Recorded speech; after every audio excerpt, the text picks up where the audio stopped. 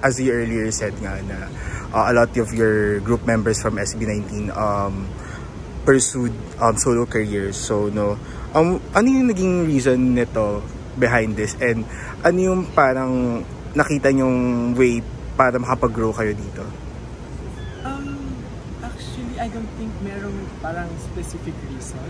More of gusto rin siguro namin ilabas yung creativity namin alone. Yeah. Kasi yun nga sabi ko kanina, parang we always work together as SB19. So we think na parang what if ikaw ano yung as ikaw lang makikita namin kung ano yung branding mo, or parang sino ako as well, outside SB19. So siguro itong mga nakita ng tao na kanya-kanyang solo careers namin, mas maintindihan nila kung paano nabuo sa SB19.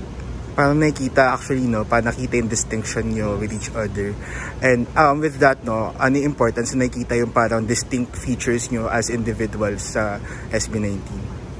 Siguro dun din mas madadagdagan yung parang story ni SB19 na hindi lang kami basta SB19. Individually, meron kami kanya-kanyang istorya, meron kami kanya-kanyang may kanya-kanya kami creativity, ideas na nagbobuo sa SB19. So mas may intindihan nila, or parang magiging in-depth pa sila. Ask ko lang